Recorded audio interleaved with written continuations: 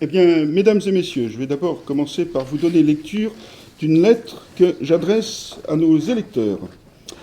Madame, Monsieur, chers amis Sablais, en mars 2020 vont avoir lieu les élections municipales.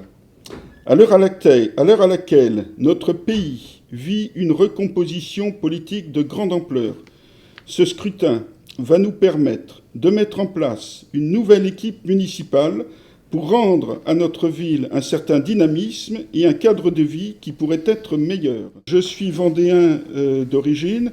Mes ancêtres résidaient dans la plaine de Luçon au moment des guerres de Vendée. Ils en ont beaucoup souffert aussi. Je suis résident sablais depuis 1964, c'est-à-dire mon année de naissance, et j'ai pu voir, en tant qu'enfant du pays, toute l'évolution. Je suis également ancien combattant à ma génération. Je suis titulaire de la Croix du combattant. Le localisme pour faire travailler les artisans locaux dans tous les secteurs, par exemple pour la construction, pour des travaux commandés par les collectivités publiques, eh bien, encourager les gens donc, des trois communes et les faire travailler. La même chose dans l'alimentation.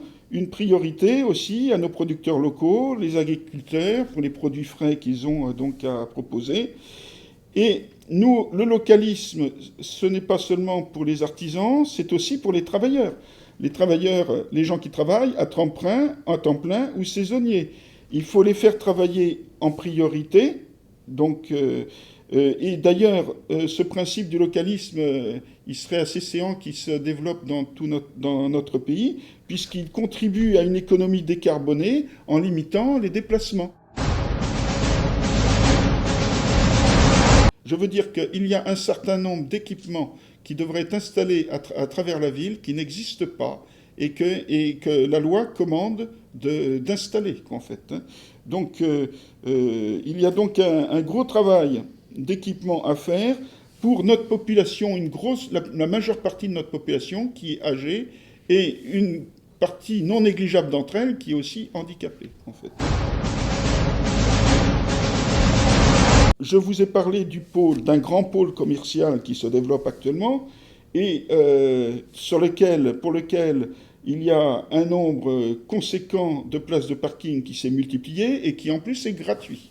Et de l'autre côté, vous avez un pôle de petits commerçants en centre-ville pour lequel il n'y a pas de place, pratiquement pas de places de parking, et s'il y en a, elles sont payantes, en fait. Donc vous voyez un petit peu le déséquilibre, en fait. Pour compenser cette initiative privée du Centre Leclerc, c'est un projet donc de parking, d'un réseau de parking qui ceinturerait le centre-ville, hein, et qui serait basé sur les surfaces qui sont actuellement disponibles. Donc nous pensons que dans le XXIe siècle, c'est aussi une mesure de développement durable. La végétalisation de ces parkings qui seront de véritables poumons verts en centre-ville. Je vais maintenant vous présenter un sujet qui nous tient à cœur, c'est la sécurité, puisque aucune activité ne tient si la sécurité n'est pas maîtrisée. Donc nous envisageons plusieurs choses. D'abord, ce qu'il faut dire, c'est qu'il y a le sentiment, il y a la sécurité qui est prévue dans le code pénal, avec les contraventions, les délits, les crimes. Bon. Et puis il y a le sentiment d'insécurité qui est un sentiment de la population. Alors nous partons du principe qu'à côté des mesures de police, le rôle d'une collectivité, c'est de répondre aux besoins d'une population. Et s'il n'y a pas de problème de sécurité, mais qu'il y a un sentiment d'insécurité, eh ben, le devoir d'une municipalité, c'est d'y pourvoir. Et là, nous apportons des solutions concrètes, en fait. Hein. Bon, alors, ce que nous préconisons, si nous sommes élus immédiatement, c'est de faire tourner cette équipe de SINO, pas seulement au point névralgique connu qu'on veut protéger, le Remblai ou le centre-ville des Sables, mais toute la commune. Maintenant, nous avons des responsables de quartier.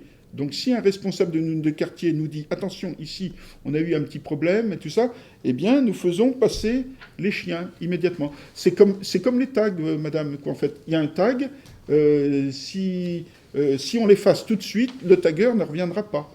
Ben là, c'est le même principe. S'il y a un problème, là, par exemple, au château, il y a eu des problèmes du côté des jardins publics, il y a eu des poubelles qui ont été renversées, des livres et tout ça. Au moindre, nous pensons que, comme les tags, en faisant après un fait diffère, un petit fait, même pas grave, on fait passer la brigade Sino, attention, voilà, c'est un avertissement. Voilà. Donc là, on contribuera aussi à lutter contre le sentiment d'insécurité chez les personnes âgées, vu l'âge augmentant, la faiblesse des moyens, les moyens physiques diminuant, le sentiment d'insécurité augmente, et là on fait du bien aussi aux gens, en fait. Voilà. Développer les voisins, le concept des voisins vigilants et solidaires, et ce qu'on appelle aussi la participation citoyenne. Alors ce dispositif, d'abord il est visible à l'entrée des villes, on voit le symbole des voisins vigilants.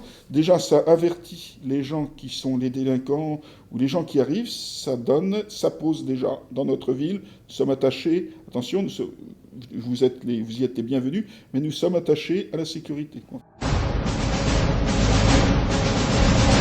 Je voulais vous parler du PPRL. Nous sommes attachés au maintien du PPRL. Nous sommes vendéens, nous sommes attachés à la terre, nous avons déjà vécu tous les déboires de Xintia. Je peux vous en parler moi-même parce que j'ai pu aller à la pointe de l'Aiguillon à ce moment-là, où même l'île de la Dive était devenue une île, redevenue une île comme... voilà. Maintien du PPRL, pourquoi ? Parce que c'est une politique responsable. On ne joue pas avec la sécurité des gens. Nous avons quand même un problème sanitaire qui est caché sur les 3 communes, c'est qu'aucune des communes, pour l'instant, n'a voulu se lancer dans ces campagnes de stérilisation. Alors, il y a des moments, c'est absolument abominable, on a une prolifération de pauvres petites bêtes, de chats partout, certains se font écraser et tout ça. Donc, il faut être responsable, en fait. Hein. Qui aime les bêtes, aime les gens. Nous souhaitons une modération des impôts locaux pour tous les Sablés. Nous pensons que nous pouvons faire mieux pour le bien-être des Sablés en dépensant moins, en fait, hein, et en maîtrisant les dépenses publiques. Ce qui compte beaucoup pour les gens aujourd'hui, nous sommes sortis des années, des années d'euphorie, des années 80, 90. Les gens veulent maîtriser leur destin, les impôts qu'ils doivent payer et avoir une vue de leur avenir à terme.